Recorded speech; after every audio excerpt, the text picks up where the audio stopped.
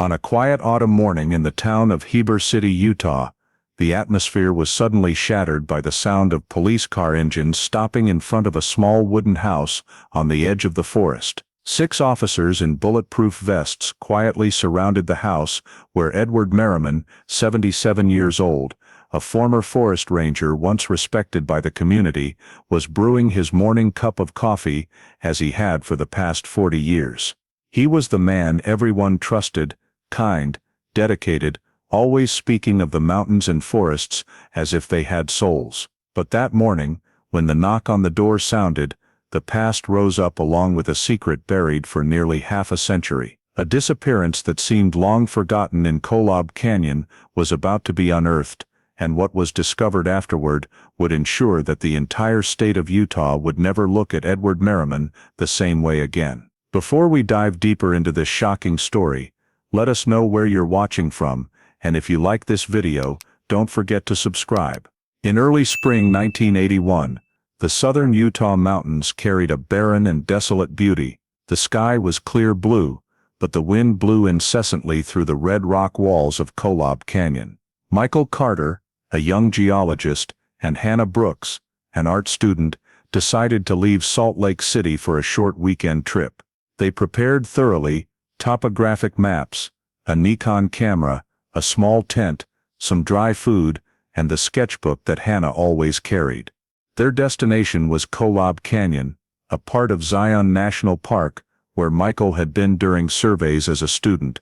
According to records at the ranger station, they registered a permit to enter the climbing area and chose the Kolob Canyon Trail, a long, quiet route with few visitors. The on-duty staff noted them as a cheerful couple, neatly dressed, carrying sufficient camping gear. A visitor in the area recalled seeing them talking to a man wearing a brown baseball cap near the parking lot. The man seemed friendly, pointing toward the distant mountain range as if suggesting something. Afterward, Michael and Hannah set off on the trail, heading toward the blazing red cliffs under the midday sun. The weather changed quickly, the wind blowing stronger, and the sky gradually covered by a layer of dry desert dust. While many climbing groups turned back early, due to the high winds, no one saw the couple return to the ranger station or the campground. Night fell, and Kolob Canyon sank into silence. No campfire lights were lit, nor were any radio signals sent from the area they had registered. The next morning in Salt Lake City, the families realized Michael and Hannah had not contacted them as usual. Hannah's dorm phone went unanswered, and at Michael's apartment, colleagues said he had not returned. Hannah's mother tried calling the St. George switchboard for information, but received no record of signals. By afternoon, when the expected travel time had exceeded 12 hours, the Carter family contacted the Salt Lake City police, reporting that their son and his girlfriend were missing in the Zion area. Her call was quickly forwarded through the emergency system, initiating the handling process by the police and rangers responsible for southern Utah. Immediately after receiving the notification, the Washington County Sheriff's Office contacted the Zion Ranger Station to check the list of park departures for the day. The results confirmed that Michael Carter and Hannah Brooks were still listed as being in the Kolob Canyon area, with no signs indicating they had left the park. The initial report was sent to the state level, with the note "missing hikers possible overdue." The ranger in charge of the area, familiar with the local terrain, immediately mobilized a small patrol team to conduct an initial search along the Kolob Canyon Trail. They set out that afternoon, but conditions were unfavorable. Strong winds swept through the canyon, thick fine dust reduced visibility, and made compass navigation difficult. The steep terrain, with many landslide sections and slippery loose rocks, forced them to turn back as darkness fell. Weak flashlights were insufficient to illuminate far in the dust haze, and radio signals were completely jammed as the search team moved deeper into the canyon. That night, the Kolob Canyon area was temporarily sealed off, with only a ranger field station set up at the entrance, where staff took turns guarding and monitoring the weather. Internal reports noted winds reaching nearly 50 miles per hour, conditions unsafe for nighttime searches. Early the next morning, As the winds temporarily subsided, the search expanded to two side branches of the main trail. Rangers swept the camping spots along the dry creek, but found no traces, no tents, no fresh boot prints, no abandoned gear. They only discovered a few shifted rocks and faded old footprints in the sand. The field report noted the possibility that the couple may have veered onto the Red Hollow Ridge Trail, an area not on their permitted route and little known. Due to the case's importance, by noon that day, the Utah State Police dispatched an investigation unit and a professional rescue team from St. George to assist. Official coordination between Utah State Police, Zion Rangers, and volunteer forces was activated, launching a full-scale search campaign across the Kolob Canyon area. A temporary coordination center was set up at the park's main parking lot. Large-scale topographic maps were spread on folding tables, with checked routes marked in red pen. State police patrol helicopters were deployed, carrying cameras and spotlights to scan the rock edges. Each rescue team consisted of 4 people, equipped with radios and GPS devices. They divided by zones, moving in triangular grids, attempting to cover the entire terrain within a few miles radius around the trail. Throughout the first day, there were no signs of the couple. The helicopter reported only a few reflective glints, later identified as empty cans blown by the wind. By afternoon, wind conditions worsened again, forcing the entire search team to withdraw to the command post. Information was updated to the families, confirming that the search was ongoing, but with no results. On the second night, teams discussed plans to expand the search area. Topographic maps showed some deep ravines that could trap lost hikers if they strayed from the trail. Rock climbing specialists were mobilized from Cedar City, bringing rescue ropes, thermal imaging equipment, and long-range binoculars. The goal was to check every crevice and natural overhang within the park. Meanwhile, police compiled a list of visitors in the area at the time to take statements. Some provided information on weather and wind direction, but no one recalled seeing Michael or Hannah after midday on the day they arrived. A ticket booth staffer noted a green Jeep parked in the lot from early morning, and still there when the park closed for the evening. As the day passed without new discoveries, the search operation was escalated to state level. The Utah Police Public Information Office drafted a press release sent to local TV stations, describing the couple's features and the suspected area. Images from the climbing permit records were enlarged and aired in the evening news. The search entered a new phase, focusing on hazardous areas along the slopes of Kolob Canyon, where accident risks were highest. In the end-of-day report, the rescue team leader noted briefly, no visual contact. Terrain unstable. Continuing search at dawn. On the third day of the search campaign, the temporary command center at the Kolob Canyon parking lot operated continuously from dawn. SAR search and rescue teams divided shifts and headed out according to an updated topographic map. One group was responsible for sweeping the north side of the main trail, where there were gentle rock slopes. Another went south to the Red Hollow Rim area, considered the least traveled. From the air, a Utah State Police helicopter circled the canyon, with underbelly-mounted camera equipment, photographing the terrain layer by layer. Morning light cast at an angle created long shadows, making it easier to spot ground disturbances. At a few hundred meters altitude, the pilot reported over radio 2 faint parallel streaks, like footprints near a crack on the west slope. A ground team was dispatched, but upon approach, strong winds had scattered the fine sand layer over the surface. Only a few indistinct depressions remained, hard to determine as human or animal tracks. Nonetheless, the area was marked on the map for follow-up survey. Not far away, another group found a small piece of fabric caught on low bushes. The fabric was light blue, frayed, and stained with red dirt. The sample was sealed in an evidence bag and sent to the center. Preliminary technician analysis indicated it was material similar to lightweight outer jackets, commonly used for hiking. However, nothing confirmed the fabric was linked to the 2 missing persons. By noon, Temperatures rose high, dry winds from the desert blew in, reducing the scent detection ability of the working dogs. 2 SAR dogs were brought to the suspected area, near the crack, but only reacted weakly, losing direction completely after a few minutes, due to constantly shifting winds. Human scent was carried away too quickly for them to determine the next movement direction. The SAR team leader recorded in the mission log,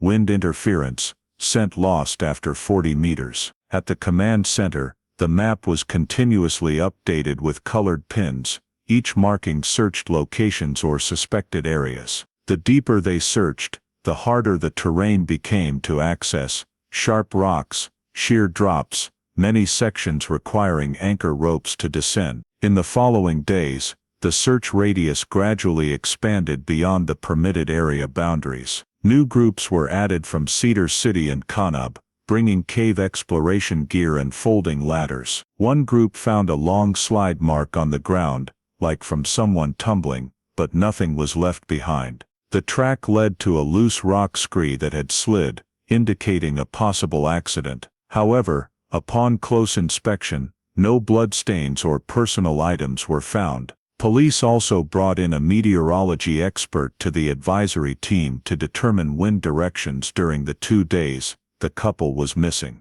Data showed winds had shifted direction at least 3 times, from west to east and back, completely destroying all scent and footprint traces. The report affirmed that natural conditions made biology-based searches nearly hopeless. Nonetheless, the campaign continued with rotating manpower of over 40 people, working day and night shifts. An internal meeting between state police and Zion Rangers agreed to expand the search to the Red Hollow Ridge area, with many deep fissures and complex terrain. Some veteran staff warned it was a dangerous zone, with past landslides, but it was also the only remaining unexplored direction. Expanding the scope required additional manpower and equipment, including a second helicopter and 2 more professional rock rescue teams. Meanwhile, ground forces continued sweeping the area near the parking lot, hoping to find something left behind. They discovered a few empty water cans and old foil scraps, but all were assessed as typical tourist trash. These minor reports, though not very helpful, were still carefully filed. The complete absence of clear signs made the search increasingly hard to focus. On the helicopter, the pilot photographed hundreds of terrain shots, then transferred them to the analysis team for comparison with maps. A few areas with minor surface changes were circled for rechecking when weather stabilized. However, none showed signs of tents or human activity. By the end of the first week, the entire campaign paused temporarily to review the plan. Preliminary statistics: over 120 miles of trails checked, 18 suspected areas surveyed, no results. Both Michael Carter and Hannah Brooks left no traces confirming their direction or final position. The SAR commander's internal report noted briefly, "No trace found. Search area extended to Red Hollow Ridge." In the wrap-up meeting, the state police representative assessed that the likelihood of the couple straying from the main trail was high, possibly to shorten the distance or blown off course by winds. The final decision was to launch search campaign Phase 2, focusing on the Red Hollow Ridge area and surrounding desert, where the terrain was treacherous, but still held hope of finding some sign of them. On the 8th day of the search campaign, as rescue teams prepared to expand the scope to Red Hollow Ridge, a ranger on morning patrol spotted a green Jeep parked at the edge of the Kolob Canyon trailhead parking lot. The vehicle was covered in the characteristic red dust of the desert, its tires slightly sunk into the sand, indicating it had been stationary for several days. The license plate matched the information provided by Michael Carter's family. The ranger immediately reported back to the command center and requested the area be secured. Utah State Police and the forensics team arrived promptly. They documented the Jeep in pristine condition, with no signs of tampering or collision. The driver's side door was slightly ajar, the lock unscratched, and the key still in the ignition. The front seats were dusted with fine particles, the dashboard dry, with no evidence of intrusion. Inside the vehicle, Belongings were neatly arranged: 2 backpacks, several bags of dry food, a folded topographic map, Hannah's sketchbook, and a spare pair of hiking boots. In the trunk were unopened water bottles and a first aid kit. All items were in their proper places, nothing missing. The only thing absent was the Nikon camera Michael usually carried. Technicians began photographing the scene, sketching the position, orientation of the vehicle, and tire tracks. Beneath the sand around the tires, they found a few faint footprints, but not clear enough to determine direction. The dry wind caused all traces to distort quickly. A soil sample near the driver's door was collected for analysis to check for external impacts. In the glove compartment on the driver's side were the vehicle registration, driver's license, and a gas receipt from a station near Cedar City. There were no signs of missing money or valuables, ruling out robbery as a near possibility. On the back seat was a canvas-bound sketchbook containing drawings of Kolob mountain scenes and a few short notes, all transferred to the lab for fingerprint and fiber examination. A check around the vehicle revealed no other tire tracks, confirming this was the only vehicle that had entered the area at that time. The on-scene ranger assessed, the vehicle appeared intentionally abandoned, with no signs of struggle or violence. However, leaving the keys and intact belongings led police to lean toward the possibility of an accident or disorientation upon leaving the vehicle. The parking area was cordoned off with warning tape, accessible only to authorized personnel. Forensics personnel took panoramic photos, documented every detail, then sealed the vehicle for transport to the Utah State Evidence Warehouse. The scene report summarized: the vehicle of the 2 missing persons was found at Kolob Canyon trailhead, no signs of entry, personal items complete, missing only the camera. This discovery marked a turning point in the search, pinpointing the true starting point of the trip and narrowing the investigation to the terrain beyond the main trail boundaries, where the 2 may have gotten lost or met with an incident after leaving the vehicle. Right after Michael Carter's Jeep was towed from the Kolob Canyon trailhead parking lot, the area was identified as the most critical starting point in the entire disappearance case. The Utah State Police investigation team, coordinating with forensics technicians, returned to the scene the next morning for a detailed terrain survey. The goal was to determine if there was any physical evidence indicating the couple's direction of movement after leaving the vehicle. A perimeter of nearly a mile radius around the parking spot was established, divided into numbered grid squares for sample collection. The forensics team used laser measures and GPS devices to create a preliminary 3-dimensional map of the area, noting natural features such as slope, wind direction, soil type, and positions of bushes that could retain fibers or shoe prints. In the first few meters around the vehicle, they found numerous overlapping shoe prints, mostly from rangers and searchers in the preceding days, but interspersed were 2 smaller ones, sized consistent with women's shoes. The prints were not clear enough to identify sole type or direction of travel, but the shape suggested one person may have exited the vehicle and returned. Technicians marked each position with small plastic stakes and photographed them at oblique angles, avoiding direct light. Another group used soft brushes to sweep sand around the vehicle doors, searching for fibers or small objects clinging to the ground surface. After more than an hour, they recovered a thin blue polyester fiber, lodged right under the rear fender. The fiber sample was preserved in a plastic bag,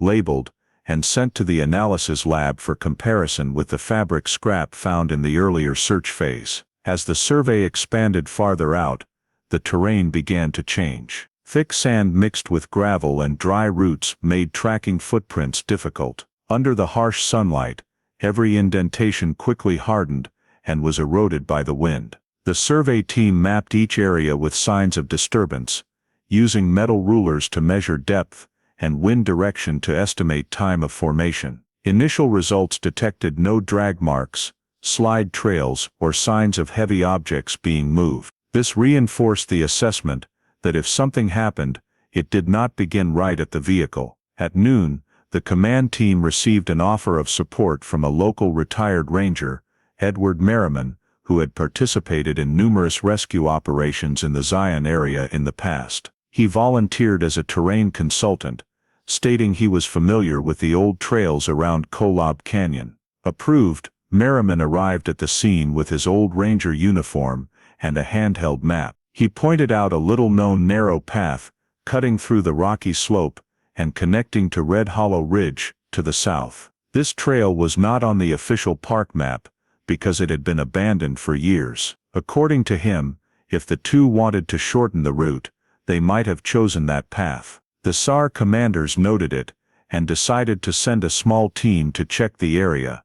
Merriman suggested the next day. That afternoon, as the sun softened, the forensics team continued combing the area behind the parking lot, where there were a few low bushes and rock slides. One technician spotted a small shiny metal object, glinting under the sand, a jacket snap made of alloy, a common type in 1980s mountaineering gear. The item was collected for later comparison. Otherwise, there were no other signs of struggle, scuffle, or dried blood. Investigators also thoroughly checked around the trail leading down to the dry creek bed, where rainwater might have washed away traces if the incident occurred a few days earlier. Results were similar, nothing unusual beyond insect tracks and natural erosion. By late afternoon, the preliminary survey was complete. The scene map was finalized with over 60 marked points, each a location of potential evidence or trace. All were tagged with GPS coordinates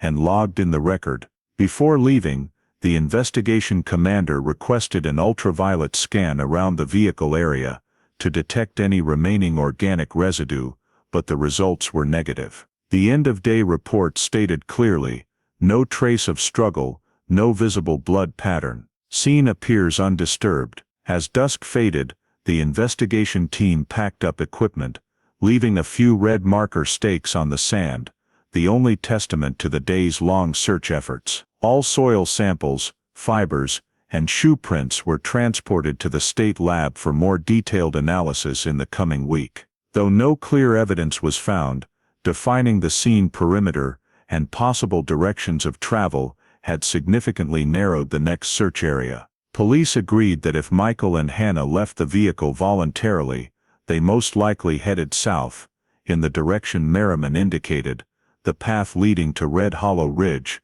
where the terrain was more treacherous and less trodden than any other part of Kolob Canyon. Once the scene survey phase was complete, all results were transferred to the Utah State Police Command Center in St. George for compilation. Reports, photos, and samples were organized into a file-coded case file, 81KC MHB. In the following weeks, relevant departments analyzed the evidence collected around the Kolob Canyon trailhead area, but results yielded almost no clear progress. The blue fiber sample matched the type of fabric recovered in the initial search phase, both common polyester fibers used in hiking jackets of that era, with no distinctive marks or brand traceability. Soil analysis around the vehicle showed mineral composition consistent with natural samples from Kolob Canyon, detecting no foreign or extraneous elements. The collected metal snap did not match any specific clothing of the two missing persons as described by family, so its origin could not be determined. The shoe print report concluded that most prints found around the vehicle were overlapped by subsequent ranger and rescue team activity, making differentiation of originals impossible. Only two small prints sized fitting for women's shoes, but due to unclear depth and impression angles, they could not be used as authentic evidence. The forensics report also confirmed no bloodstains, organic residues, or drag marks within the scene perimeter. All these findings reinforced the assessment that the parking area was merely the starting point, not the site of any conflict or serious accident. Regarding witnesses, the only information recorded was an account from a visitor, who said they saw Michael and Hannah talking to a man in a brown baseball cap near the parking lot on the morning they arrived. The witness described the man as mid-30s, average build, wearing a light khaki jacket, conversing briefly before leaving southward. No one else in the area confirmed seeing the same man, and no description was detailed enough for an accurate sketch. When police circulated the info to nearby ranger stations, no one reported encountering a matching individual. Though investigators tried cross-referencing with lists of rangers, guides, and volunteers, the identity of the man in the baseball cap remained undetermined. The internal investigation report noted, "No verified suspect, observation anecdotal only." Over the next month, police continued screening hospitals and checkpoints in the region for possibilities of injury reports or distress calls, but no matching data emerged. Park exit routes were checked, but no signs of vehicles departing matching the disappearance time frame. Additional helicopter scans of the Red Hollow Ridge area also detected no gear or bodies. Day by day, the chances of finding the couple alive grew slimmer. As winter approached, weather in the area turned cold, with strong winds and landslides halting search operations entirely. The State Criminal Investigation Division reviewed the entire file and concluded there was no basis to pursue the case criminally. Lacking signs of crime, direct witnesses, or identifying evidence, the matter was classified as unexplained disappearance. The summary minutes stated clearly, "Evidence insufficient for criminal investigation. Recommended classification, missing hikers, presumed lost." This report was signed by the regional commander and forwarded to the Utah State Archives Bureau. The Carter and Brooks families were officially notified of the search termination. They received back some personal items recovered from the vehicle: the sketchbook, map, and remaining jacket. Zion Rangers erected a small warning sign at Kolob Canyon trailhead advising visitors not to enter the Red Hollow Ridge side path, an area deemed too hazardous and disorienting. Internally at the police department, the file was closed at year's end and archived with the label "Closed Case Missing Hikers, 1981. The final notes in the minutes stated the case could be reopened if new evidence surfaced, or if trace analysis technology advanced. However, at the time, this possibility was considered very low. When the rescue campaign ended, Kolob Canyon returned to its usual quiet state. The colored stakes and faint rescue vehicle tracks faded into the sand. Only a thick file of several hundred pages remained, containing the full efforts of dozens of people over 2 months, a meticulous summary without resolution. On the report's final page, a bold line typed on a typewriter read, "Case File 81 KC-MHB, Status, Inactive. Cause Undetermined." The disappearance of Michael Carter and Hannah Brooks officially became a cold case file, shelved among hundreds of other U.S. West disappearances from the 1980s, awaiting an answer that, at the time, no one could find. After the disappearance of Michael Carter and Hannah Brooks was closed, the entire file and evidence were sealed and transferred to the storage warehouse of the Utah State Police Department in Salt Lake City. More than 3 decades passed. The file coded 81 KC-MHB lay dormant in an iron cabinet along with hundreds of other unsolved cases. For many years, no investigator touched it, and the forensic technology of that time was also not capable enough to analyze the small samples collected at the scene. The fabric scraps, soil samples, faint shoe prints, or metal buttons could not yield any specific results. By the mid-1990s, when DNA identification techniques were applied in criminal investigations, some old cases were brought out for testing, including the Carter-Brooks file. The samples were sent for examination, but the results were not promising. The biological material had degraded heavily due to long storage and substandard preservation conditions. The forensic lab's report concluded briefly, unable to generate a complete DNA sequence. The case continued to be shelved, considered no longer exploitable. In the years that followed, Kolob Canyon was still mentioned in the climbing community as the site of a mysterious disappearance, but only at the level of anecdote. The Carter-Brooks file gradually fell into oblivion until Utah established a cold case investigation unit in 2019. This project was led by Lieutenant Sarah Whitcomb, focusing on reviewing disappearances before 1990 that retained evidence. When reviewing the list, she noticed the entry in the Carter-Brooks file, unidentified biological sample, unanalyzed. This brought the case into the priority list. Whitcomb and her team went to the storage warehouse to check the condition of the samples. Inside the file box, they found a plastic bag containing a green fiber, a dry soil sample, and crime scene photos. Although most had deteriorated, she requested trace DNA separation using new technology that could extract from just a few remaining epithelial cells. While awaiting results, the team reviewed all original documents,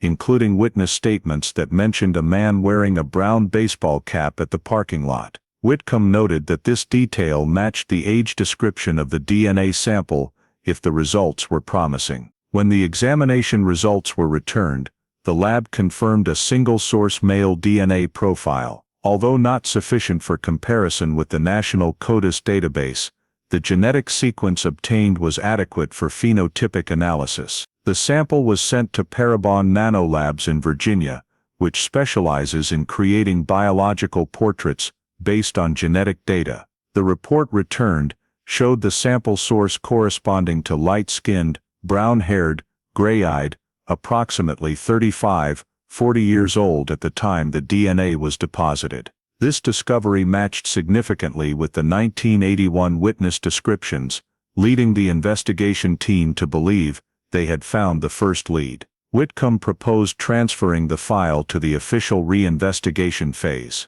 The State Police Bureau approved the request, returning the Carter-Brooks case to open case, active review status. After nearly 40 years, the file was opened again, this time not just as a disappearance, but as a criminal investigation based on scientific evidence. The 2019 reappraisal report noted, the Carter-Brooks file was a potential case for applying genetic genealogy tracing methods. The next step was transferring the DNA sample to a lab specializing in building family trees to identify the lineage of the person who left the sample. Restarting this investigation marked a major shift in the approach of Utah state authorities. From relying on witness statements and traditional evidence, they now placed faith in modern biotechnology, something that could break the nearly 4-decade silence of the Kolob Canyon mountains. In early 2020, as Utah's Cold Case Unit was conducting reviews of old cases, a chance discovery at the western edge of the Great Salt Lake Desert completely changed the course of the Carter-Brooks case. During a geological survey as part of a salt sediment research project, a team of experts from the University of Utah discovered a metal object half buried in a layer of crystallized minerals. When extracted, they recognized it as an old Nikon 35mm camera, a production model common in the early 1980s. The body was corroded, the lens cracked, and the strap stuck tightly to the exterior. The survey team recorded the coordinates, took site photos, and then transferred the object to the Tooele County Sheriff's Office per evidence intake procedures. When the information reached the state cold case unit, Lieutenant Sarah Whitcomb immediately requested an examination because the camera model matched the equipment Michael Carter was believed to have carried on the 1981 trip. The discovery location was nearly 200 miles from Kolob Canyon, but it lay on the windward migration route, where experts believe floating debris from higher areas could accumulate. Whitcomb proposed transferring the camera to the Utah State Forensic Lab for recovery and examination. The technicians proceeded to disassemble the salt-encrusted casing, processing it in a vacuum environment to limit further oxidation. Inside, a 35mm film roll remained intact on its spool, though the celluloid had slightly warped.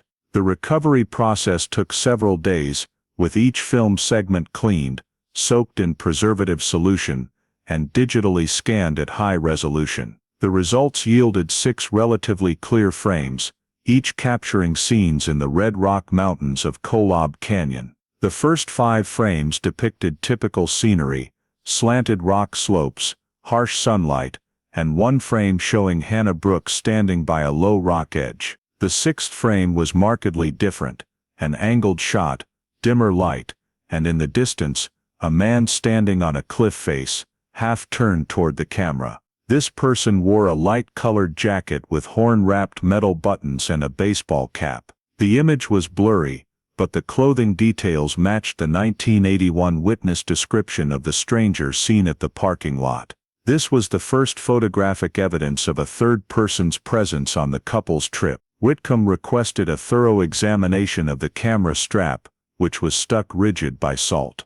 When separated, the technicians discovered a dark residue layer close to the inner edge, suspected to be biological residue. The sample was collected using the MVAC method to extract trace DNA, then transferred to the Utah State DNA Lab. The report indicated the sample was still viable for analysis, with the note possible human contact residue, condition stable. In parallel, Whitcomb cross-referenced the discovery location data with topographic maps. The area was once a shallow dry lake bed, where light objects could be carried by wind or water currents from afar. A camera falling from the southern mountains and drifting to the salt desert after 40 years was not impossible. Although the exact means of its departure from Kolob Canyon could not yet be determined, this discovery was still considered the most valuable lead since the case was reopened. Once the 6 photos were processed,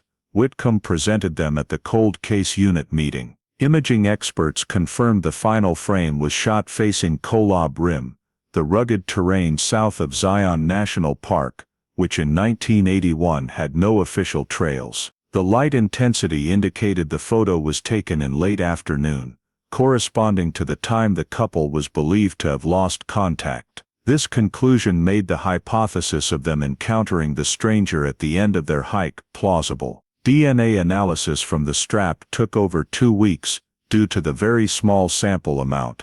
When the sequencing process was complete, the results showed a single-source male DNA profile. Whitcomb immediately compared it to the trace DNA sequence obtained from the old storage evidence in 2019.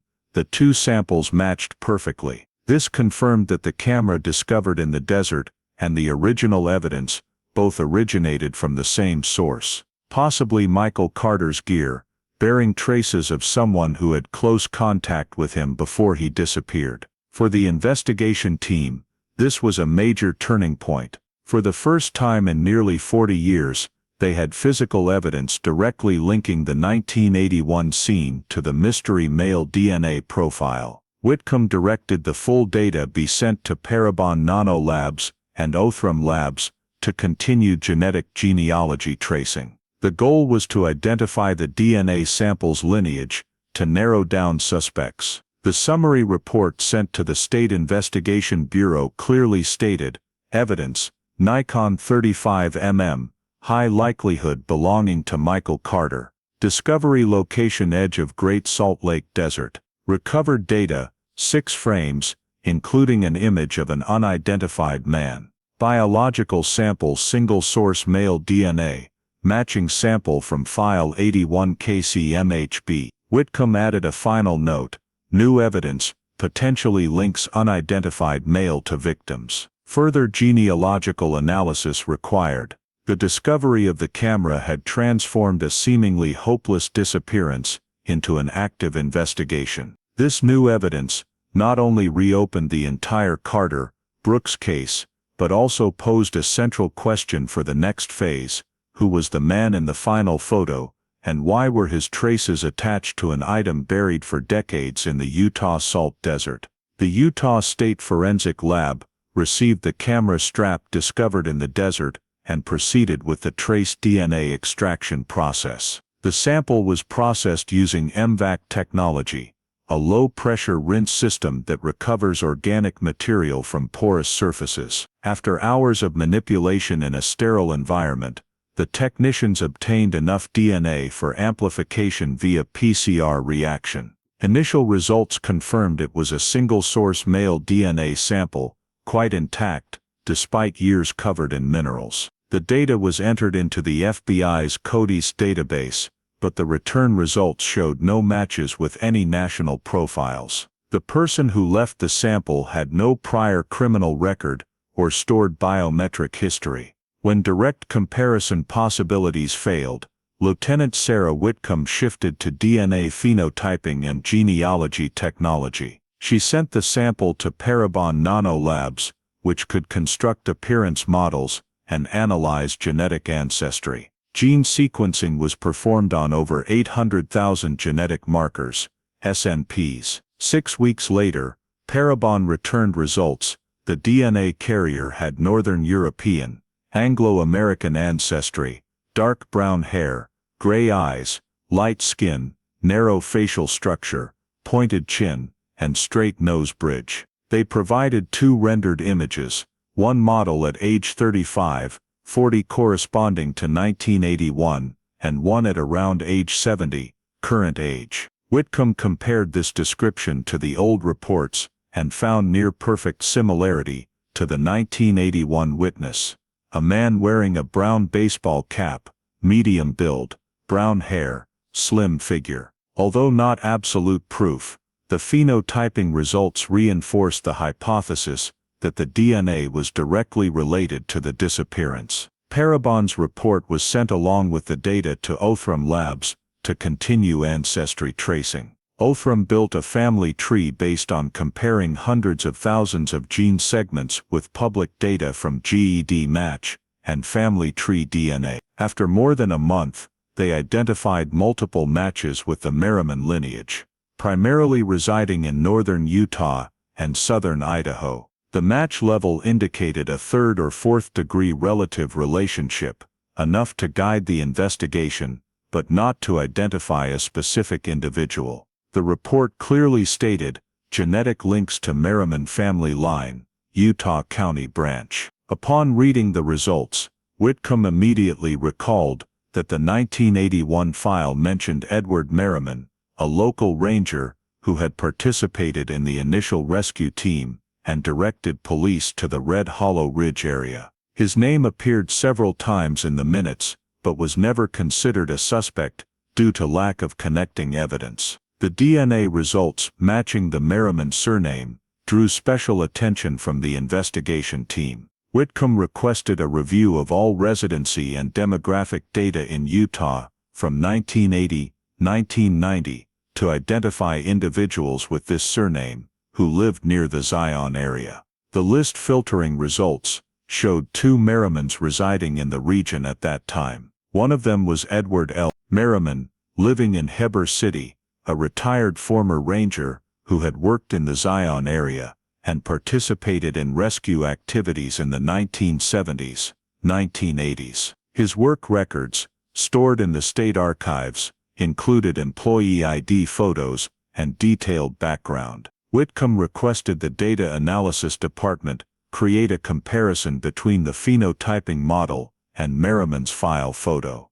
When the 2 images were placed side by side, the facial proportions, jawline, and eye sockets matched almost perfectly. Although biological confirmation evidence was still needed, the investigation team agreed this was the most viable lead. In the report to superiors, Whitcomb wrote, DNA phenotyping and genealogical analysis indicate strong correlation with Edward Merriman, former park ranger, active 1975-1985, currently residing in Heber City. She simultaneously requested collection of additional supporting data, work records, ranger logs, the 1981 volunteer staff list, and any documents related to Merriman. The results showed he was in the Kolob Canyon area at the exact time of the couple's disappearance, but he had never been deeply interrogated. At the time, the lack of physical evidence led police to view him only as a search support staffer. The final forensic phase synthesis clearly stated 3 points. The trace DNA sample from the camera strap was a single source, male gender, no match in the national database. Phenotyping results described a person whose appearance matched the 1981 witness. Genetic genealogy analysis showed a direct link to the Merriman lineage in Utah. Whitcomb presented these results to the State Investigation Bureau and received approval to move the Carter Brooks case to the active investigation phase. The next step was verifying identity via direct DNA comparison with Edward Merriman. After nearly 40 years, the seemingly disparate chain of facts, from the camera buried in the salt desert to the trace DNA on the strap, finally converged into a single investigative direction. At that point, no one on the cold case team doubted that the Kolob Canyon mystery was about to enter its decisive phase. When the results from Parabon Nanolabs confirmed the physical characteristics of the person who left the DNA, Lieutenant Sarah Whitcomb forwarded all the data to Othram Labs in Texas to continue the genetic genealogy tracing step. The goal was to identify the suspect's lineage by comparing over 900,000 genetic markers with open genealogy databases like GEDmatch and Family Tree DNA. After several rounds of comparisons, the expert team at Othram discovered a strong match at the third cousin level with a family living in Utah County bearing the surname Merriman. The report sent to Whitcomb stated, "Match indicates lineage connection to Merriman family line, Utah County branch, probability 98.4%. As soon as she received the information, Whitcomb requested a review of all Merriman surname residents who had ever lived around the Zion area from the 1970s to 1985. The results showed that this lineage had many members working in Utah state parks and forestry agencies. In the list of 12 people with the same surname, one name stood out: Edward L. Merriman, born in 1942, former Zion National Park ranger who had participated in the search team for Michael Carter and Hannah Brooks in 1981. Edward's administrative records, pulled from state archives, showed that he worked part-time as a ranger in the Kolob Canyon area, responsible for trails in the Red Hollow Ridge region, the exact place where the search team had expanded their efforts. In 1981, Merriman was the one who proposed that expansion direction. Later, in the original records, his name appeared as a local support volunteer. This information, once considered peripheral detail, now became particularly important. Whitcomb confirmed that Merriman currently lives in Heber City, about 160 kilometers from Kolob Canyon. When she plotted this location on the map, alongside the site where the camera was found in the Great Salt Lake Desert, the 2 points lay near the same highway route. She realized this coincidence could not be overlooked. To bolster the investigative direction,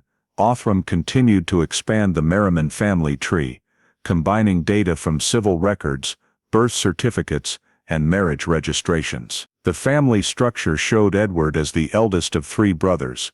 The other 2 had left Utah by the late 1980s. The strongest genetic match belonged to Edward's branch, the only one who had lived and worked in the Zion area throughout the period of the case. When the photo analysis team placed the DNA phenotyping model next to Merriman's 1980 Ranger ID photo, the similarity was nearly absolute: narrow face, high nose bridge, gray eyes, brown hair, and the Ranger jacket with metal horn-wrapped buttons, a detail that appeared in the final recovered photo from the Nikon roll. Whitcomb noted in the report, high visual correlation between 1980 Ranger ID and Parabon age progression image. Although the new evidence was only circumstantial, Whitcomb believed this was the correct investigative lead. She convened the state's legal team to seek permission to proceed with indirect DNA sampling, a legal measure used in cold cases without an official suspect. Before filing the application, she asked the investigative team to gather additional supporting data, vehicle records, residential addresses, and statements from former colleagues. The interviews revealed that Merriman was a reserved man, often going into the woods alone, sometimes participating in rescues without official registration. One former ranger recalled that he owned a brown Dodge Ram truck and always carried a hunting knife. This detail matched the 1981 witness report description of a man in a baseball cap driving an old dark vehicle. A DMV records check confirmed that Merriman had registered a 1977 Dodge Ram in Washington County, the location of Kolob Canyon. Whitcomb's internal summary outlined 3 key points. Genetic genealogy points to a match with the Merriman lineage, Utah County branch. Edward Merriman is the only member of this branch who worked at Zion and was present during the 1981 search. Physical characteristics and contextual facts match the witness description and images on the film roll. With those elements, Whitcomb submitted the proposal report to the State Bureau of Investigation, requesting the file be moved to active investigation. Primary subject, Edward Merriman. Surveillance orders were approved in the final month of 2020, allowing the team to secretly monitor Merriman's activities to find an opportunity for comparison DNA sampling without formal summons. In parallel, Othram finalized the ultimate family tree, confirming the genetic match probability to the Merriman branch at 99.3%, and indicating Edward as the only living individual fitting the age, geography, and occupational profile. Whitcomb understood that the investigation had reached a critical threshold. After nearly 40 years, the Carter-Brooks mystery had finally converged on a single name. In the genealogy phase closing minutes, she wrote, Othram genealogical results and phenotyping evidence collectively identify Edward L. Merriman, former park ranger, as primary person of interest. Further DNA confirmation required. With those results, the cold case team prepared to move to the next phase, surveillance, confirmatory DNA sampling, and if a full match, formal prosecution of the 1981 Kolob Canyon case, after 40 years of being forgotten. When the Carter-Brooks case file was officially transferred to active investigation status, Edward L. Merriman became the primary surveillance target of the Utah State Cold Case Unit. At this point, he was 77 years old, living with his wife in a small wooden house on the outskirts of Heber City, a quiet town nestled in the Wasatch Range. According to local records, he lived reclusively, with little social interaction, venturing out mostly to buy groceries or walk the dog. Whitcomb knew that for an elderly person, obtaining a direct comparison DNA sample was nearly impossible without a court order, so she and her team had to opt for a more discreet method, indirect sampling. A task force of investigators was assigned to full-time surveillance of Merriman. They set up an observation post a few hundred meters from his house, using telephoto lenses and long-range audio recorders. The data collected showed Merriman had a regular routine: mornings on the porch reading the paper, midday stops at a small coffee shop on Main Street, afternoons often at the local post office to mail letters. It was this last habit that gave Whitcomb the idea for DNA sampling via envelope, a method previously approved by Utah courts in similar cases. The plan was codenamed Survey Envelope. An investigator posing as a community survey worker knocked on Merriman's door, stating he was conducting a small study on state park service quality. The 77-year-old man, still retaining the courteous demeanor of an old ranger, invited him onto the porch, accepted the pre-printed questionnaire, and was asked to seal the envelope after completion to return it to the state office. Merriman carefully licked the adhesive flap, signed it, and handed the envelope back to the survey worker. The sample was immediately sealed in an evidence bag and transported to the Utah State Forensics Lab that same day. The analysis was conducted urgently and with absolute confidentiality. In the lab, technicians cut a small portion of the envelope flap, where saliva was likely present, and extracted DNA using a trace procedure. The results yielded a complete and stable DNA profile, sufficient for comparison with the prior sample from the camera strap. The matching process was performed independently by two labs, one from the state of Utah, one from Othram Labs, to rule out discrepancies. The parallel reports from both units were sent to Whitcomb early the following week. The results were unanimous.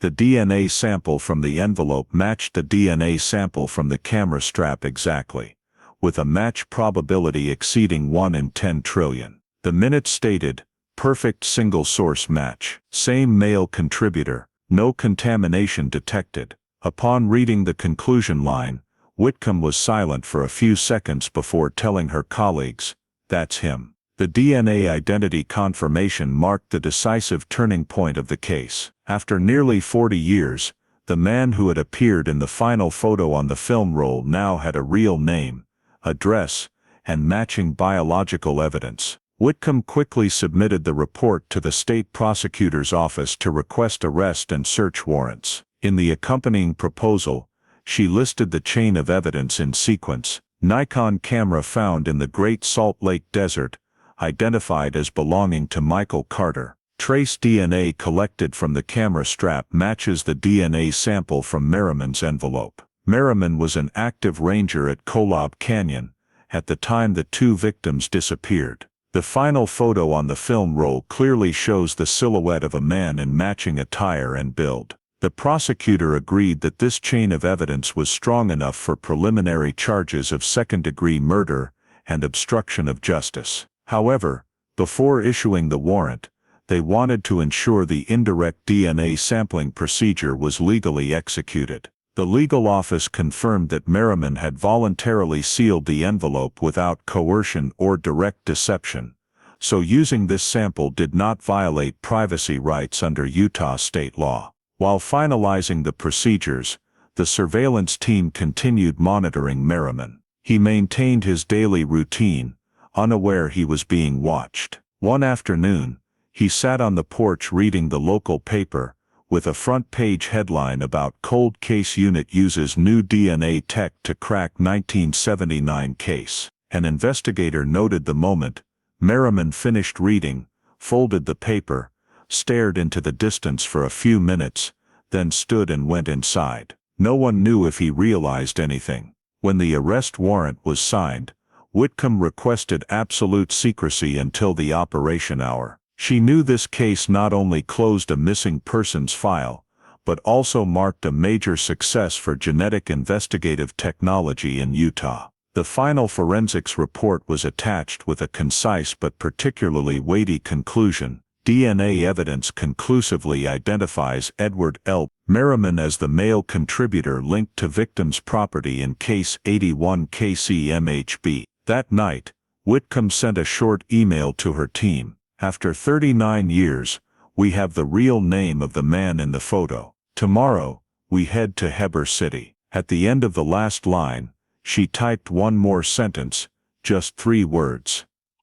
It's finally him. On the first morning of June, as a thin mist still cloaked the mountains around Heber City, the Utah State Task Force quietly executed the arrest plan. The arrest and search warrant for Edward Merriman was signed by a Salt Lake County judge in the early dawn hours that day.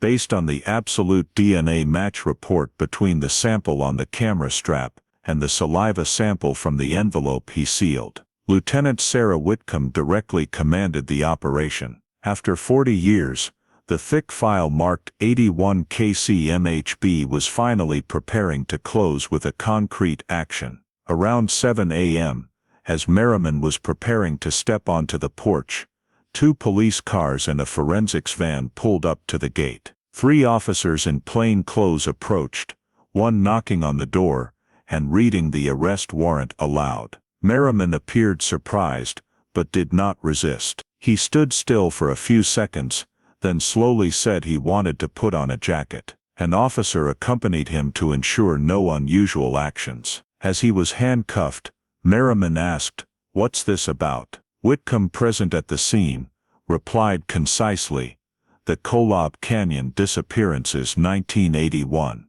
He looked at her for a few seconds, then bowed his head, saying nothing more. After Merriman was taken away, the forensics tech team and criminal investigators proceeded to search the entire small wooden house. The home was modest, with neat furnishings, reflecting the calm life of an elderly man. However, in the garage and old workshop, the investigators discovered several noteworthy items. On an old wooden table, they found a faded Kolob Canyon topographic map, marked with red pen on 2 trails, one of which was the side path leading to Red Hollow Ridge, the area where the search team had been directed by Merriman in 1981.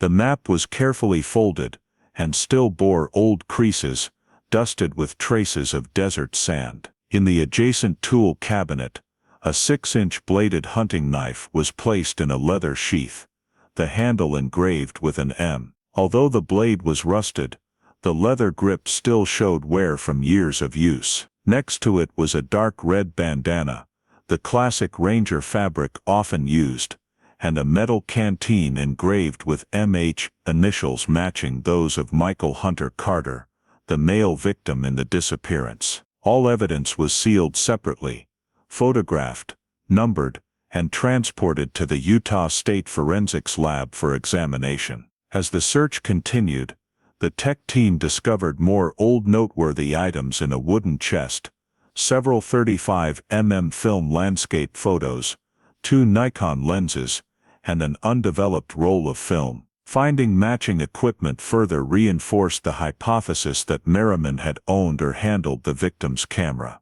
The entire garage area was cordoned off for fingerprint and fiber sampling. Meanwhile, Merriman was taken to the Utah County Police Headquarters for preliminary questioning. He remained calm, denying involvement in the case, stating that those items were old collectibles from his ranger days. When asked about the MH engraved canteen, he replied, "I might have picked it up from an old campsite." Whitcomb only observed, not arguing, knowing that every word he said would be recorded and cross-referenced once the evidence examination results were returned. At the forensics lab, the examination process began that same afternoon. The bandana, hunting knife, and canteen were processed separately to avoid cross-contamination. Technicians collected cellular traces, sweat and dried skin from around the knife handle, as well as dust layers on the canteen body.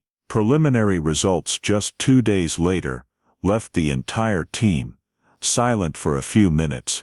DNA samples extracted from the knife handle and canteen neck both matched the DNA of Michael Carter and Hannah Brooks, the 2 1981 disappearance victims. The report concluded, presence of mixed DNA, consistent with both victims. No contamination detected. Whitcomb received the report that night. She knew this result not only confirmed Merriman's contact with the victims, but also solidified the entire DNA evidence chain, from the camera strap to the envelope, and now to items in the suspect's home. The next morning, she held an emergency meeting with the state prosecutor to open the formal indictment file. In the meantime, local media quickly caught wind of the arrest. The next day's front-page headline in the Salt Lake Tribune read, "Cold Case Breakthrough.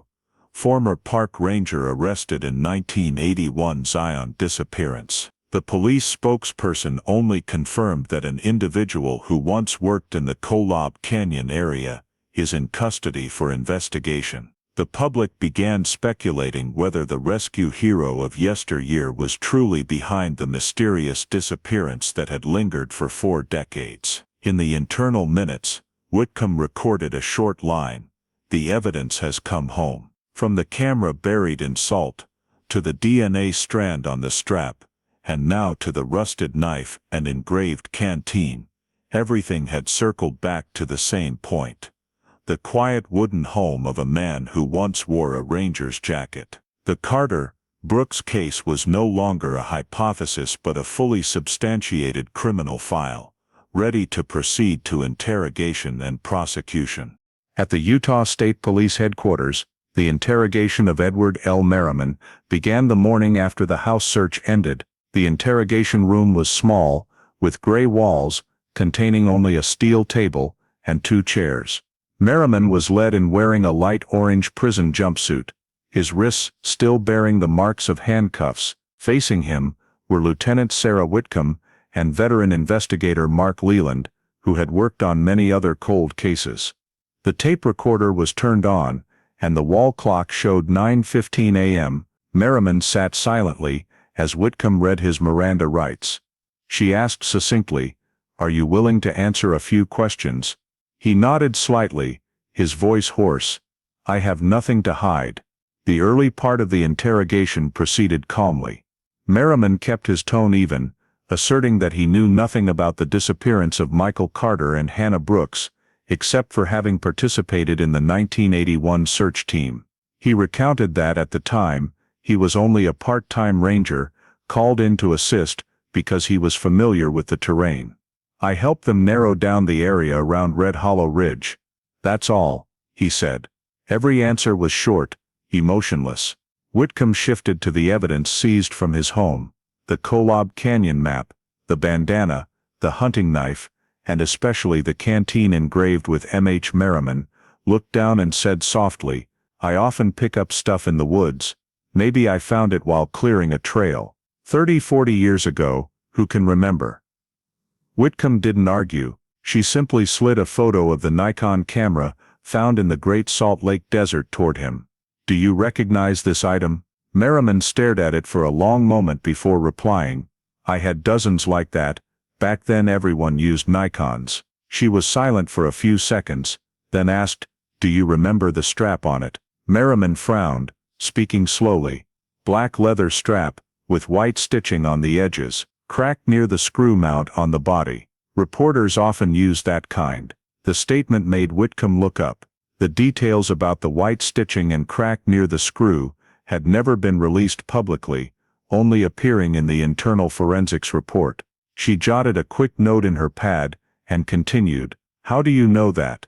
Merriman fell silent, then replied softly, "I remember those kinds of cameras, that's all." The atmosphere in the room grew heavy. Investigator Leland changed his tone, calm but more pressing. He mentioned the DNA on the strap, matching the sample from the envelope Merriman had sealed. He spoke slowly, word by word. "We don't rely on memory, we rely on science. DNA doesn't know how to lie." Merriman chuckled softly. "Science has been wrong plenty of times." 3 hours passed, and Merriman remained composed. He said he had only helped the rescue team, and had never met the couple before they disappeared. Whitcomb changed tactics, turning on the projector to display the last photo recovered from the Nikon film roll. The image was blurry, but the silhouette of a man in a light-colored jacket and baseball cap, standing on a rock ledge looking toward the camera, was clearly visible on the screen.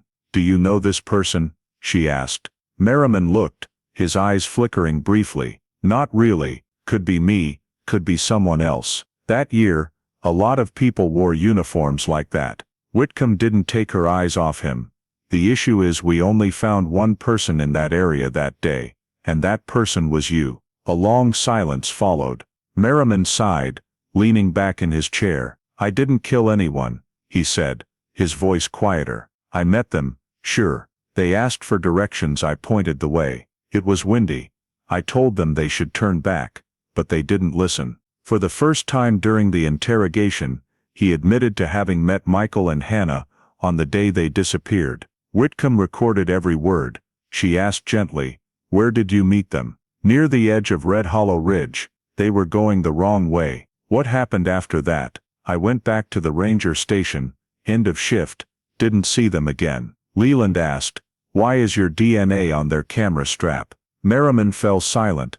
After a moment, he replied, "Maybe I touched it. I remember he left the camera on a rock. I picked it up to look, and handed it back." "That's not a crime." The room fell silent for a few seconds. Whitcomb closed the file folder, looking straight at him. "You're right, touching a camera isn't a crime, but when your DNA also shows up on a canteen with the victim's blood, that changes the story entirely." Merriman closed his eyes, shook his head, and didn't respond. After more than 5 hours of interrogation, he still didn't confess, but his statement had shifted from "I didn't know them" to "I met them." The prosecutors called it a partial admission, the first step confirming direct contact with the victims. When the interrogation ended, Merriman was led back to his holding cell. On the way out, he turned to look at Whitcomb, his eyes cold and weary. "You'll never understand what really happened up on that mountain." She didn't reply. As the door closed,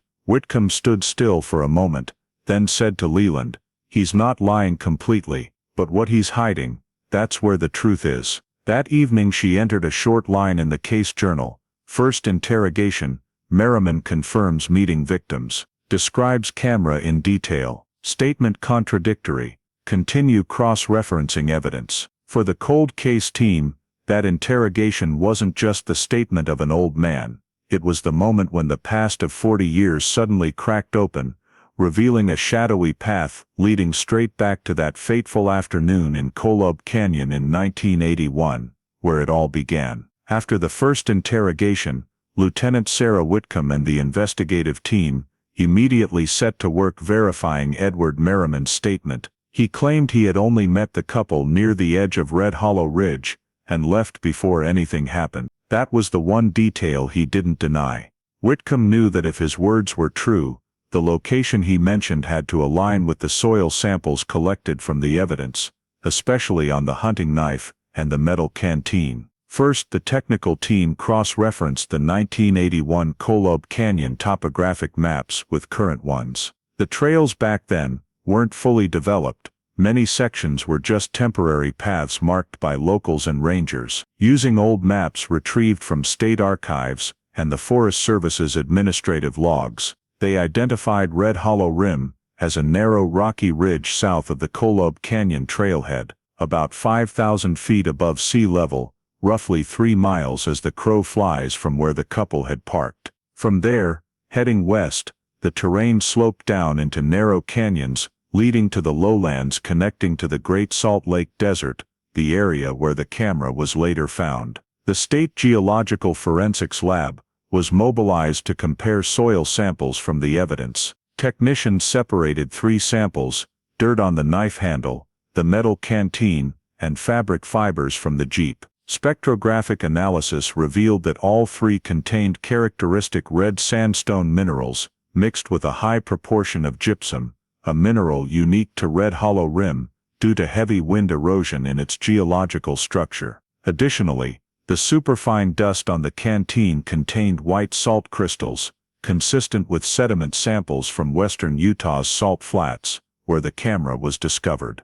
The composite report stated clearly, soil and mineral residue from suspect's property, consistent with geological profile of Red Hollow Rim and Great Salt Lake Desert. Probability of random coincidence, 0.01%. That meant Merriman had traversed both areas, from Kolob Canyon to the Salt Flats, or at least transported items contaminated with soil from there. This match rendered his "I just met them and left" statement implausible. Whitcomb summoned the Utah State Meteorology Office to review historical weather data from 1981. Their report confirmed that during the week of the disappearance, the Kolob Canyon area experienced 2 strong wind events at force 6 and with scattered rain, with winds mainly blowing from south to north. This meant that if Merriman had truly left before the couple vanished, there was no reason for Red Hollow Rim soil and minerals to appear on items found hundreds of miles to the west, unless those items had been deliberately transported. At the results synthesis meeting, Whitcomb stood before a wall covered in topographic maps, pinning red flags connecting key points: Kolob Canyon trailhead, where the Jeep was found; Red Hollow Rim, the location Merriman claimed to have met the victims; Great Salt Lake Desert, where the camera was discovered. The 3 points formed a perfect diagonal line. "If this is Merriman's route," she said, "then what we're looking for is somewhere between Kolob and Red Hollow." Based on the analysis and mineral matches, Whitcomb submitted a proposal to the prosecutor for excavating the Red Hollow Rim area, the likely true crime scene. The warrant was signed by the Washington County judge in mid-September, authorizing the investigative team to use ground-penetrating radar, GPR, and conduct limited excavation within a 1-mile radius of the suspect area. Before heading to the site, the forensics lab's technical team created a 3D terrain model reconstructing the entire area based on 1981 data. The results revealed a deep crescent-shaped rock alcove, about 400 meters from the main trail, where geological factors, red soil mixed with gypsum, low moisture, perfectly matched the samples. This was rated as the most probable spot for a concealed crime scene. Whitcomb went directly to the site with 2 geological forensics experts and the excavation team. When they arrived, the Red Hollow Rim area was almost unchanged after 40 years, barren, silent, with only wind and the scent of iron-rich earth. Sections were marked with yellow tape, and the radar scan detected 3 anomalies beneath the hard soil surface, at depths of about 90 to 120 centimeters. While the team prepared equipment, Whitcomb scanned the ridge edge. On a large boulder, was a faint carving of E.M., seemingly done with a knife blade.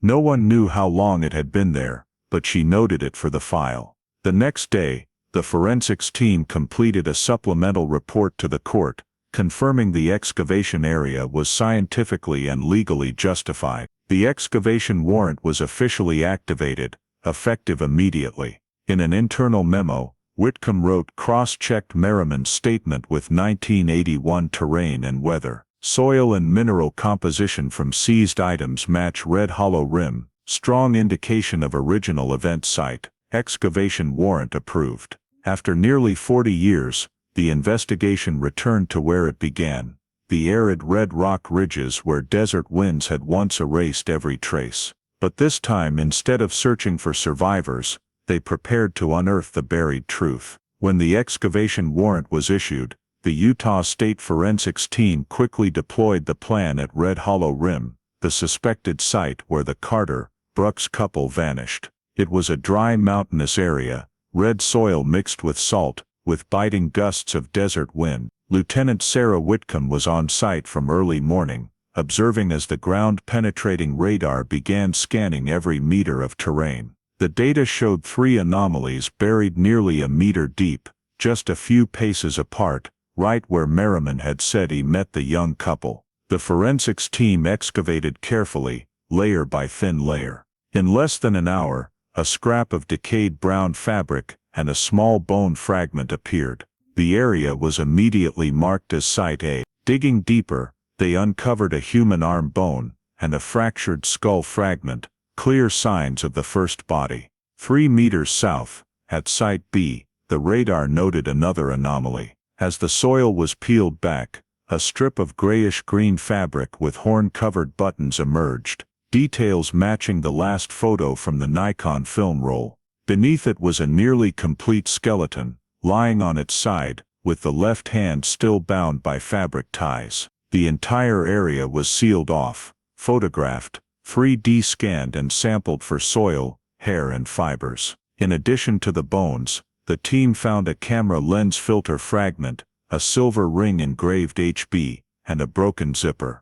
These traces reinforced the hypothesis that Red Hollow Rim was the true crime scene, with items transported elsewhere to mislead. After 3 days of work, the 2 sets of remains were recovered and transported to the Utah State Forensics Lab. NGS profiling confirmed DNA matches to the records of Michael Hunter Carter and Hannah Elaine Brooks, missing since 1981. The report stated, positive identification confirmed, time of death consistent with late 1981. Forensic analysis revealed both had pre-death trauma. Michael had fractured ribs and a depressed skull fracture from blunt force impact. Hannah had a fractured sternum and right arm, consistent with defensive actions. No bullet wounds, ruling out shooting. Cause of death direct mechanical trauma. Notably, the soil layers around the 2 bodies differed. Site A was loose and crumbly,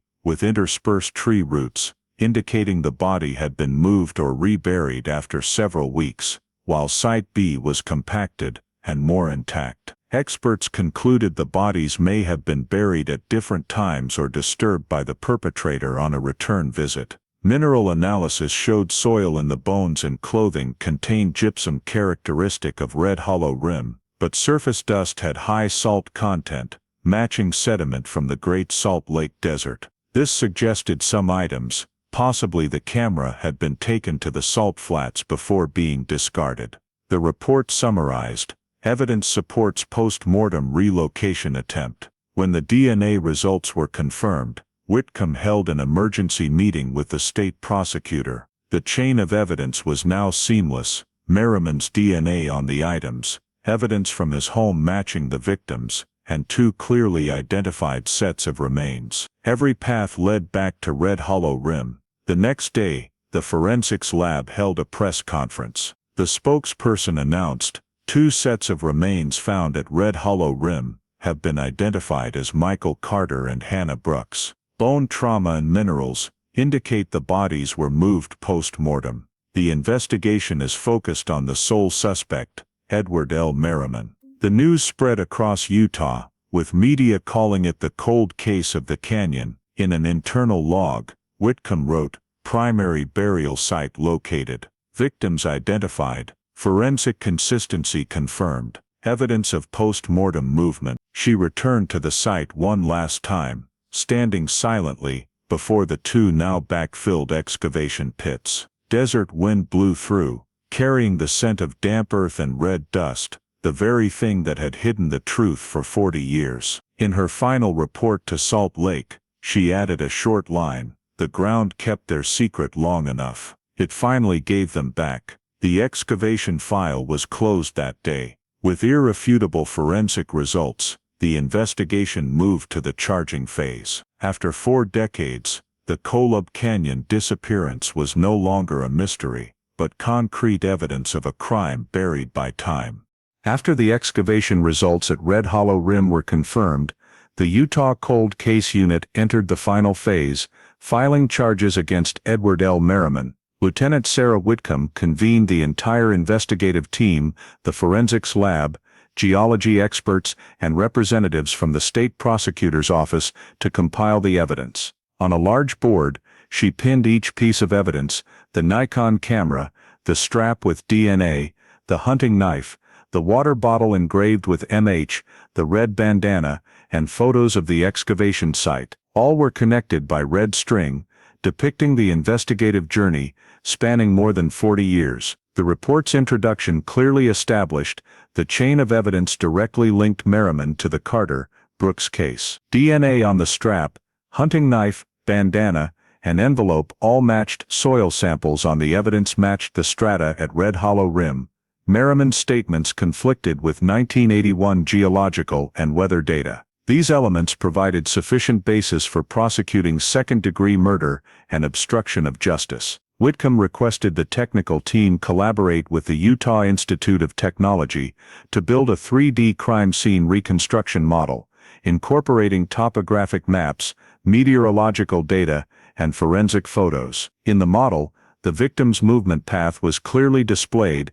They left the ranger station, got lost toward Red Hollow Rim, and encountered Merriman on patrol. In the afternoon light, the angle of the final photo from the Nikon matched exactly with Merriman's usual position during duty. Every detail fit like an equation, with no margin of error. The reconstruction section simulated the entire sequence of events: a brief argument, Michael's fall, Hannah's attempt to flee, and the hasty cover-up that followed. The bodies were buried at Red Hollow Rim, while some items were taken and discarded in the salt flats to mislead. The report noted, "Sequence consistent with forensic evidence and soil transfer data." Prosecutor Daniel Ross and the legal team reviewed the file line by line. He affirmed, "Each piece alone isn't enough, but when put together, they form a complete picture." The DNA chain was direct evidence, soil and mineral samples proved the location, and the 3D model provided a logical sequence.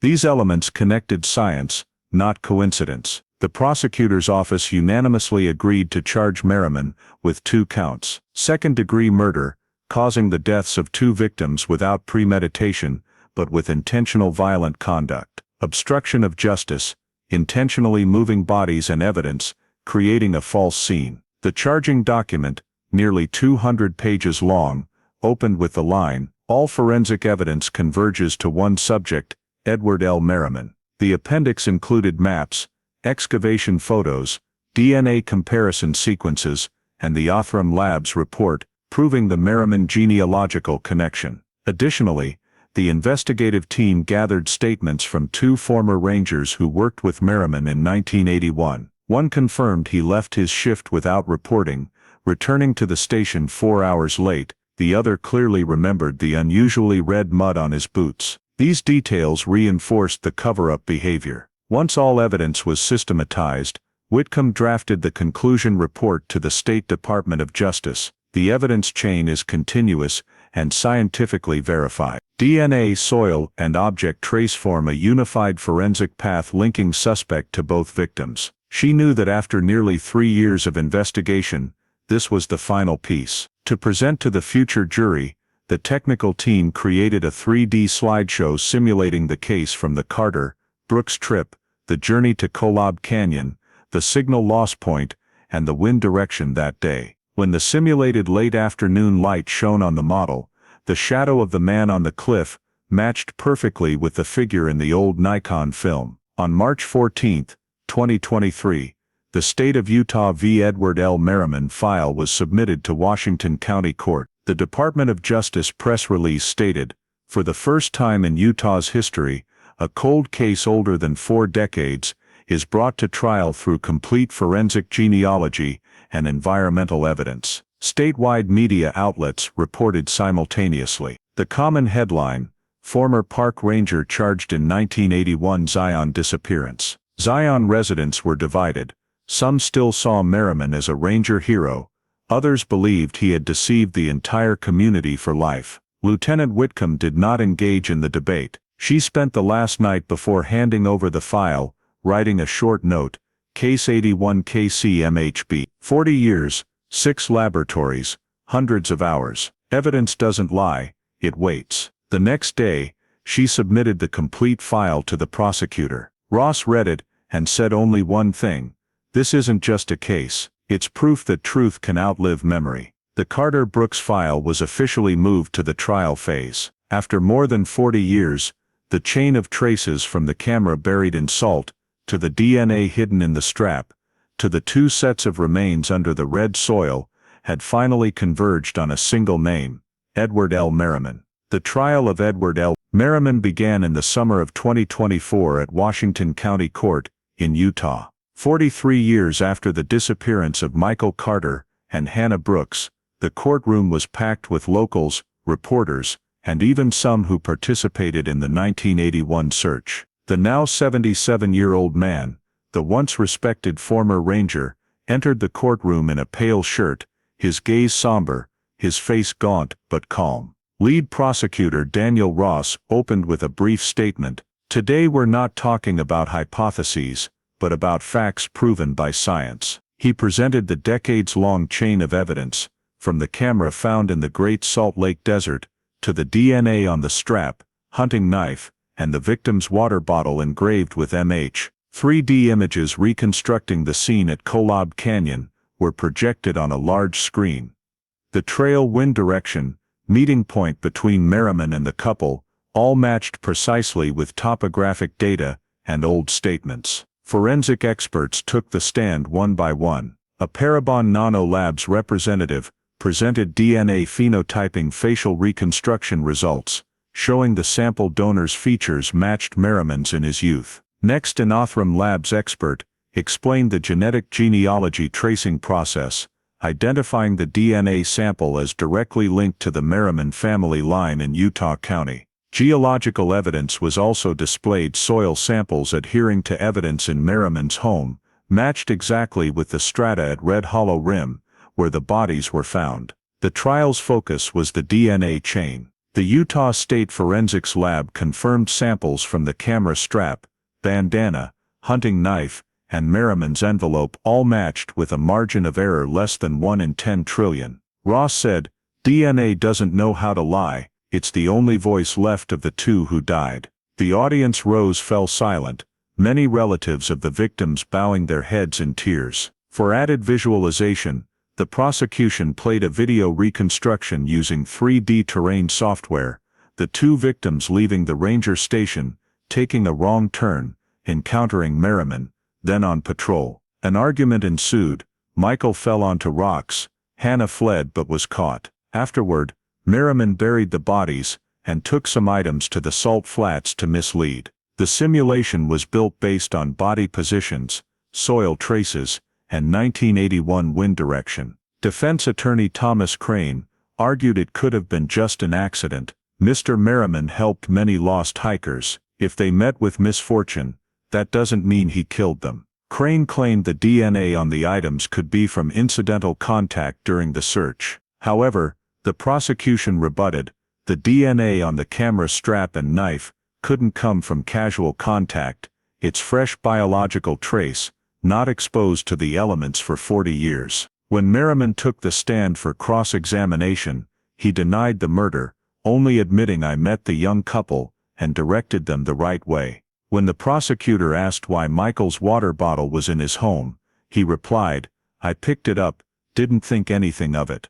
The statement plunged the courtroom into silence. The trial lasted nearly 2 weeks, with over 20 witnesses and hundreds of pages of technical reports. In closing arguments, Prosecutor Ross said, "No single piece of evidence stands alone, but when placed together, they paint one story. One man had the opportunity, was at the scene, and tried to hide the truth." Outside, public opinion was divided. Some who worked with Merriman couldn't believe he was capable of the crime, while others said his 40 years of silence was the answer. After 7 hours of deliberation, the jury returned to the courtroom. Judge Elaine Porter asked, "Have you reached a verdict?" The foreman stood, "Yes, Your Honor. We find the defendant Edward L. Merriman guilty of second-degree murder and obstruction of justice." Merriman sat motionless, eyes downcast, unresponsive. The judge sentenced, "Edward L. Merriman, you are sentenced to life imprisonment without parole,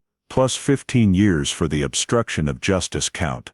The gavel fell, closing the case that spanned more than 40 years. Whitcomb stood in the front row, showing no sign of triumph. For her this wasn't victory, it was the end of a long journey between justice and memory. As she left the courthouse, she told the press, "We can't bring them back, but at least now they've been heard." The next day, the Salt Lake Tribune ran a bold headline, "Justice After 43 Years, Former Park Ranger Sentenced to Life in Kolob Canyon Cold Case." Below the article was a photo of the 2 young victims taken on their 1981 hiking trip, their eyes peaceful, as if unaware it was the last time they would be seen alive. In her report to the State Department of Justice, Whitcomb wrote the final line, "Verdict reached. Evidence upheld in court, Case 81, KCMHB, closed," and at the bottom, she added a more personal note, "For the 2 departed,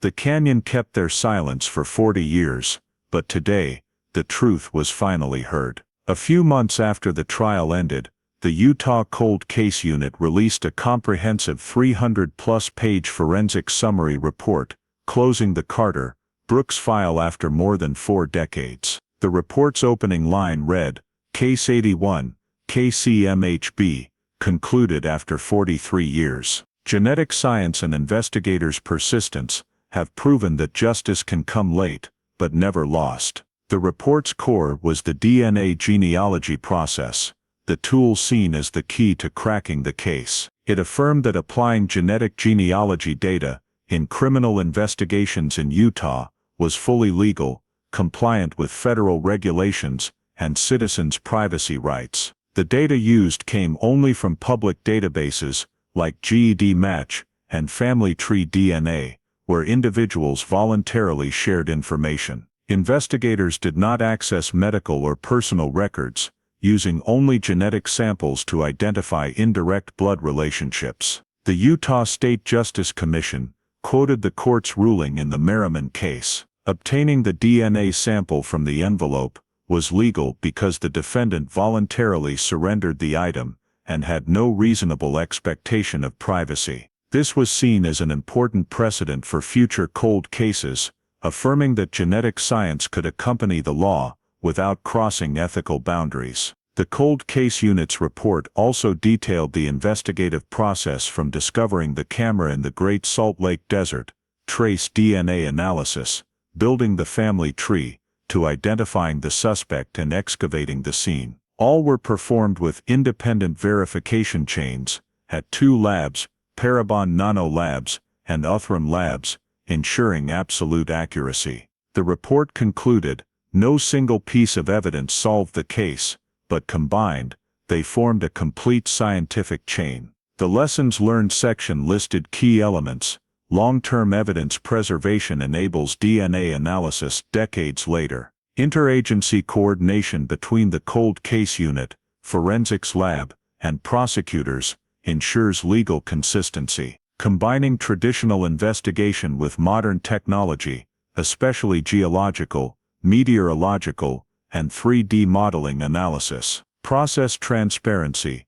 Each result must be independently verified before court use. A dedicated chapter acknowledged Lieutenant Sarah Whitcomb's role, the one who reopened the seemingly valueless file. Under the heading Persistence as Justice, the commission wrote, Whitcomb's persistence bridged the old investigative generation and new technology. She proved that justice sometimes needs someone tenacious enough to wait for science to catch up. The Merriman case later became a national training exemplar. The Utah Justice Academy incorporated the lecture Kolob Canyon, the 40-year case, into its investigator training program. The 3D crime scene reconstruction model and DNA process were displayed at the Utah Forensic Science Center as symbols of the blend between modern techniques and professional ethics. The U.S. Department of Justice also cited this case in its annual report, calling it one of the oldest cold cases in America,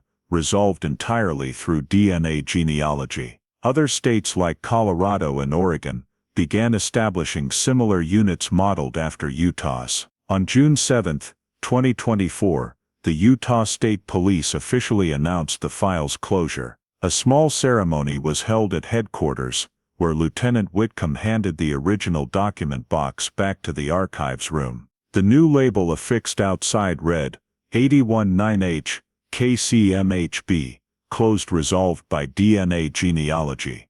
2024. Inside she added copies of the 6 recovered photos from the Nikon camera, the first evidence that started it all. In a short speech, Whitcomb said, "No miracles, just work, truth and time. The traces were always there, waiting for someone patient enough to find them." The Carter Brooks file was closed after 43 years, the 2 victims laid to rest at Salt Lake Memorial Cemetery, under a simple headstone engraved with Michael Carter and Hannah Brooks, found, identified, and remembered. 1981, 2024. The final line in the Cold Case Unit's report read, "The Canyon kept their silence for 4 decades. Science broke it, and justice answered."